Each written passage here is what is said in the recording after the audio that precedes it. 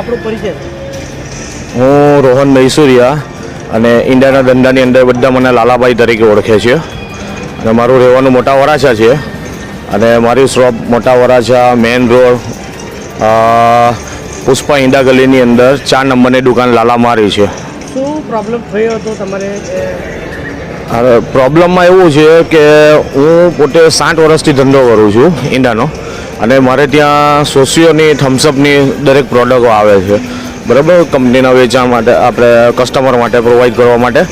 અને થયું એવું કે 15 ફેબ્રુઆરીએ રાત્રે અમારે ત્યાં એક મોટું ફેમિલી આવ્યું હતું જમવા માટે અને એ જમીને એક ભાઈનું જમવાનું બાકી હતું.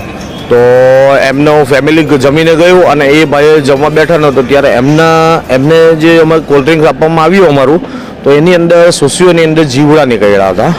તો એ ત્યારે બહુ બધી અમારે ત્યાં બોલચાલ થઈ અને એટલું બધું બોલવાનું થયું છે કે એની વાત નહીં પૂછો. એની જાણ અધિકારીને, કોર્પોરેશન અધિકારી અથવા સોશિયોના કંપનીમાં તમે જાણ કરી? હા, એની કમ્પ્લેન મેં પહેલાં અમારા ડિસ્ટ્રીબ્યુટરને પહેલાં કરી કે જેના થકી અમારી પાસે માલ આવે છે.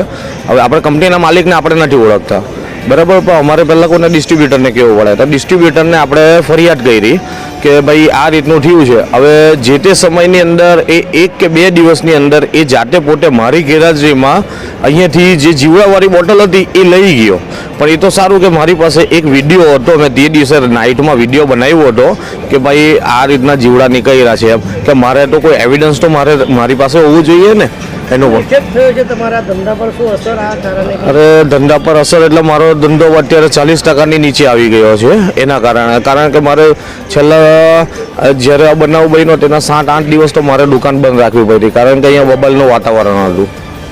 શું તમને કંઈ વળતર આપવાની વાત કરી? કોઈ વસ્તુ વાત નથી કરી. એ લોકો મારી પાસે આવ્યા જ નથી એ લોકો. અને ડિસ્ટ્રીબ્યુટર જે એકવાર ડિસ્ટ્રીબ્યુટર છે મેન, એમની જોડે વાત કરી મેં, તો એમણે મને એવો જવાબ આપ્યો કે આમાં કંપની કોઈ જવાબદાર નથી, બોટલ ખુલી ગઈ છે, બરાબર. પણ એકચ્યુઅલી એવું છે, હવે એમાં એમ જોવા જાય તો હું કંપનીનો એમ્પ્લોય છું એમ કરીને મને વાત કરે, એક બોટલની જગ્યાએ 2 બોટલ આપવાની વાત કરે છે ખાલી. અને બીજી તમારી આગળ બીજી બોટલો આવી કઈ બીજી પડી છે? મારી પાસે બીજી 4 બોટલો પડી છે, પેક પડી છે. એની અંદર નેટ બધું કચરું કે જીવડા કે એવું જ છે બધું ગયા. હવે શું તમે શું કહેવા માંગશો તમે? બોટલો જરાક બતાવો. તો અત્યારે આપણે જોઈ રહ્યા છીએ આ બોટલો કે જે એની અંદર હાલની અંદર નીચે અંદર કચરો છે. આ શુદ્ધ આ દેખાય છે, ચોખ્ખો કચરો નીચે દેખાય છે. એ આ બોટલની અંદર બીજી બધી બોટલોની અંદર કચરા અને જીવાતું બધી ઝીણી દેખાઈ રહી છે. તો આપ જુઓ અને આ લાલાભાઈનું સાથે વાત કરીએ.